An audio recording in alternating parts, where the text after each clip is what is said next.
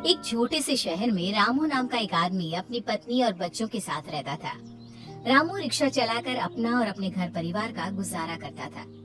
Ramu rickshaw चलाकर भी उतना नहीं कमा पाता था जिससे उसका घर का खर्चा ठीक से चल सके, जिसकी वजह से रामू की पत्नी संतो को लोगों के घरों में जाकर काम करना पड़ता था।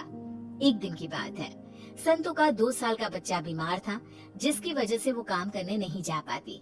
और जब वो अगले दिन काम करने जाती है, कल क्यों नहीं आई काम करने? मालकिन जी, मेरा बच्चा बीमार था, इसी वजह से काम करने नहीं आ सके। मालकिन गुस्से में संतो से कहती है, अगर तू इसी तरह छुट्टी करती रहेगी तो मैं तुझे काम पर नहीं रख सकती। ये ले अपने काम के पैसे और कल से काम पर आने की कोई जरूरत नहीं है। मालकिन जी, मुझे काम से मत निकालिए, मैं आगे से कभी छुट्टी नहीं करूंगी। मैं तुझे काम पर नहीं रखने वाली, जा। संतो का उसकी मालकिन पर कोई असर नहीं होता। वो वहाँ से रोती हुई अपने घर वापस आती है। तभी शाम को उसका पति भी रिक्शा चलाकर आ जाता है और संतो के हाथ में कुछ पैसे पकड़ाते हुए कहता है, ये लो संतो, आज बस इतनी ही कमाई हुई है। संतो रोते हुए अपने पति रामू को बताती है, आज मालकिन ने भी मुझे काम से निकाल दिया, अब घर का गुजारा कैसे होगा जी। इधर मुन्ना की भी तबीयत खराब है। ये कहते कहते संतो रोने लगती है। इसकी दवाई के लिए पैसे कहाँ से लाएंगे जी? रो मत, मैं कुछ न कुछ और काम कर लिया करूंगा। तभी रामू के दिमाग में एक आइडिया आता है।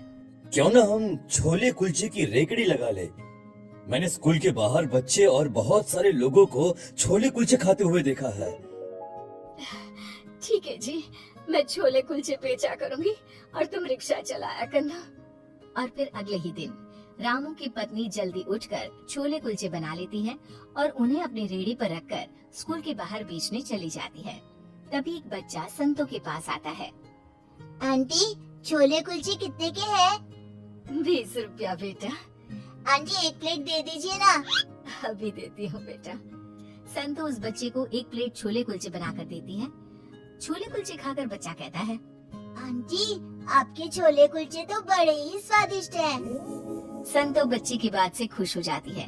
तभी उसके पास एक और आदमी छोले कुलचे लेने आता है और वो भी उससे छोले कुलचे मांगता है और खाने के बाद एक और प्लेट घर ले जाने के लिए पैक भी कराता है।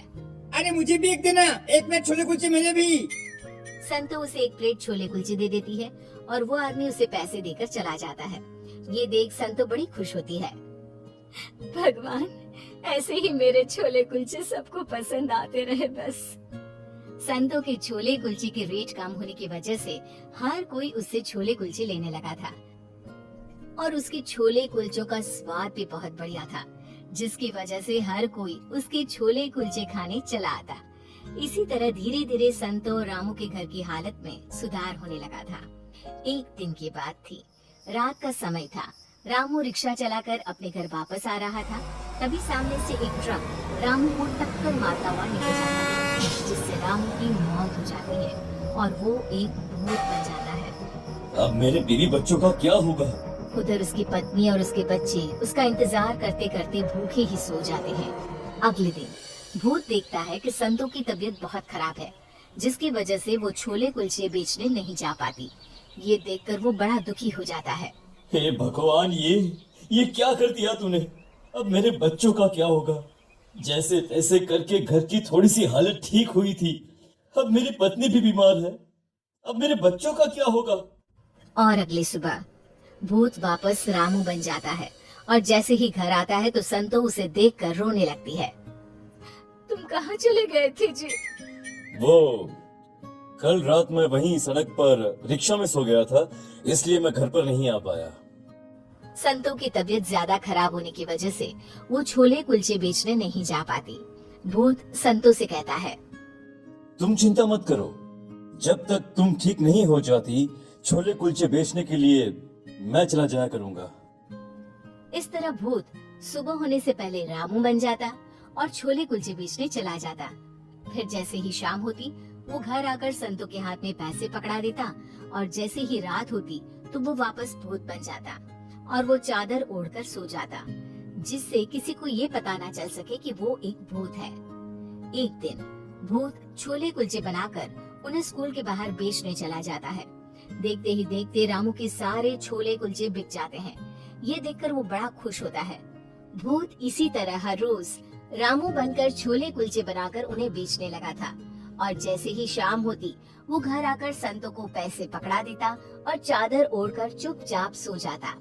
ऐसे तो जल्द ही मेरे घर की गरीबी दूर हो जाएगी और मेरे बच्चों को किसी भी चीज की कमी भी नहीं होगी। इस तरह अब संतों के घर में पैसों की कोई कमी नहीं थी। उसके घर की हालत धीरे धीरे सुधरने लगी थी।